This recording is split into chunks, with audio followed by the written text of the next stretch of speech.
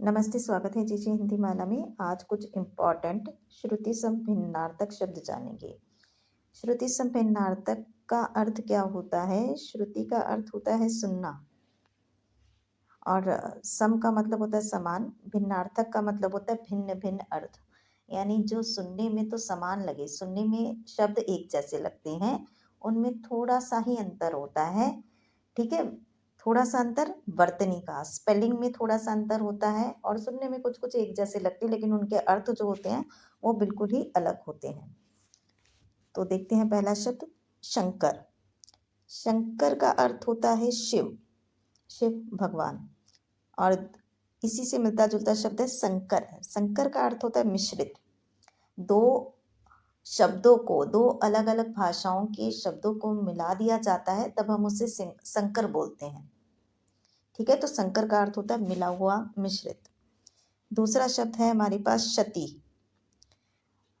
शती का अर्थ होता है सैकड़ा, 100 यानी 100।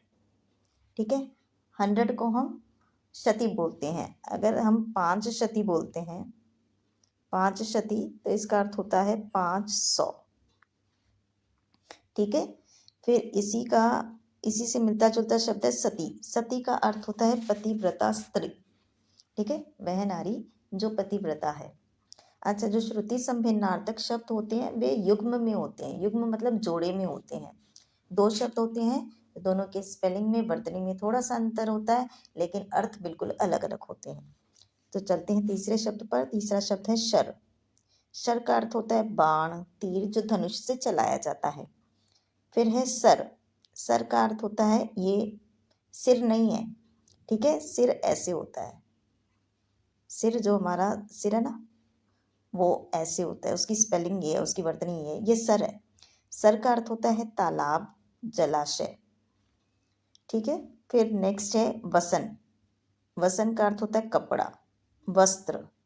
और फिर देखिए व्यसन। व्यसन ऐसे, आधा व, य, स और न। इसका मतलब होता है बुरी आदत, कोई भी बुरी आदत, शराब पीना, सिगरेट पीना, ये सब व्यसन होते हैं। फिर चलते हैं अगले शब्द युग्म पर। अगला शब्द है संघ। संघ का मतलब होता है साथ। फिर है संघ। देखिए यहाँ पे ग और घ का अंतर है, ये संघ होता है साथ, और ये संघ, यहाँ पे घ है, घ। इसका अर्थ होता है समिति। ठीक है, जब लोग अपनी समिति बना लेते हैं ना, कुछ लोग मिलकर काम करने के लिए एक समिति बनाते हैं, उसे कहा जाता है। फिर है मेघ। यहाँ पे भी देखिए मेघ और मेध, यहाँ पे घ और यहाँ पे ध है। देखो मैं लिखकर भी बता देती हूँ, मेघ, ये मेघ, इसका अर्थ होता है बादल। अब मेध, ध, ध से धनुष। मेध का अर्थ होता है यज्ञ, हवन, जो हवन हम करते हैं वो वाला। फिर देखिए अगला है मनुज। मनुज का मतलब मनुष्य, आदमी। फिर है मनोज। मनोज कामदेव को बोला जाता है, ये कामदेव का पर्यायवाची है। चलते हैं अगले शब्द युग्म पर। अगला है भवन। भवन का मतलब होता है महल, घर को भी बोलते हैं हम। ठीक है, भवन जो है घर को भी बोला जाता है।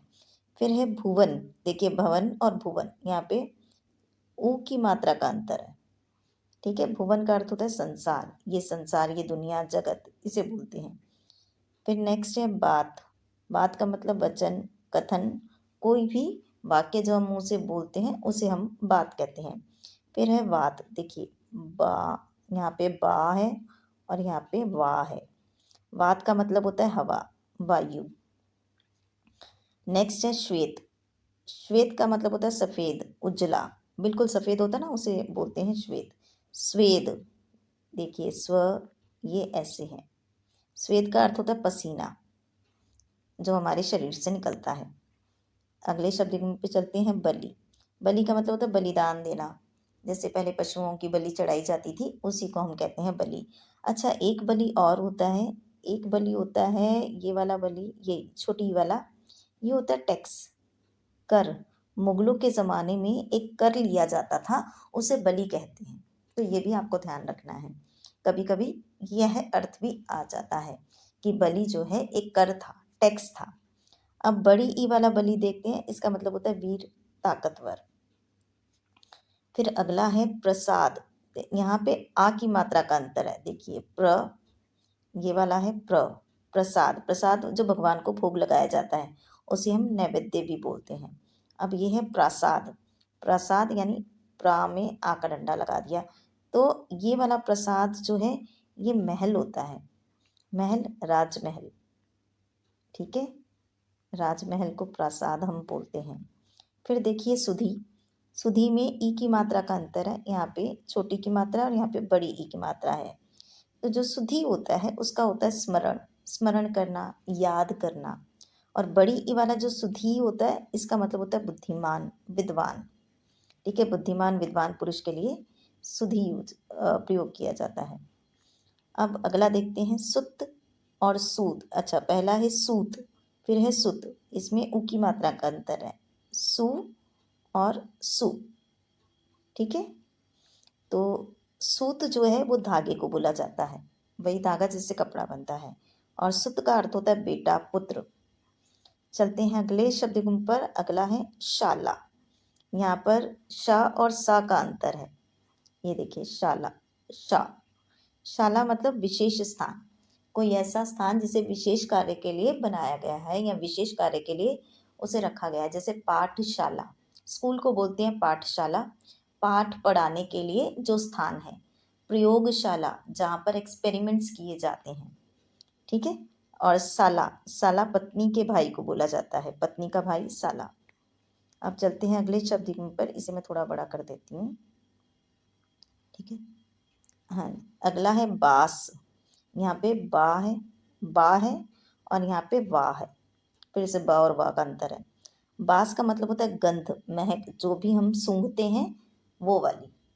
ठीक है, जो हम सूंघते हैं ना, जो हमें कहते हैं ना, जो गंध हमें महसूस होती है उसे बास बोला जाता है। और वास का मतलब होता है निवास, निवास यानी रहना। ठीक है, निवास यानी रहना। अगला शब्द है प्रवाल। प्रवाल और प्रवार, यहाँ पे अक्षर का अंतर है। देखिए, यहाँ पे ल है और यहाँ पे र है। अब इनका क्या अर्थ है वो जानते हैं। प्रवाल होता है मूंगा। मूंगा एक समुद्री जीव होता है। ये देखिए, ये मैंने यहाँ पे पिक्चर जो है यहाँ पे लगाई हुई है समझाने के लिए। ये समुद्र में ये जो समुद्री जीव होता है इसे मूंगा बोला जाता है और इसी को प्रवाल भी बोला जाता है। अब आ जाते हैं प्रवार। प्रवार होता है वस्त्र, वसन भी होता है इसका, अभी हमने ऊपर पढ़ा था वसन।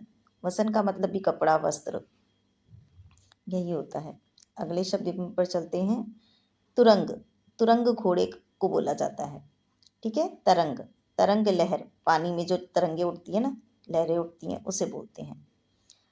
अब अगला जो शब्द युग्म है, ये 3 शब्द हैं, इसमें युग्मनीय 3 शब्द हैं और बहुत ध्यान से आपको देखना पड़ेगा। यहाँ पे देखिए तरणी। ठीक है, तरणी, ण में बड़ी ई की मात्रा है। इसका मतलब होता है सूरज, सूर्य। ये बहुत बार जो है एग्जाम्स में पूछा जाता है। सॉरी, यहाँ पे मैंने गलत लिख दिया है, मैं दोबारा बता देती हूँ। तरनी, छोटी ई की मात्रा वाला जो होता है ना, ये होता है सूरज। ठीक है, फिर है तरणी, बड़ी ई। बड़ी ई जो तरनी होता है इसका मतलब नाव होता है। ये बहुत बार एग्जाम्स में आया हुआ है, तो इसको ध्यान से आप देखिए।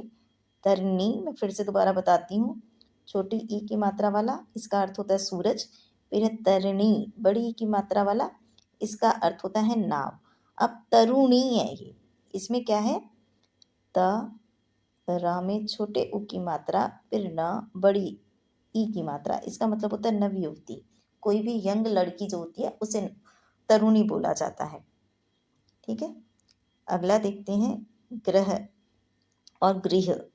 ठीक है, ये देखिए, ये ग्रह है, ग्रह। ठीक है, इसका मतलब होता है नक्षत्र, नक्षत्र, खगोलीय पिंड।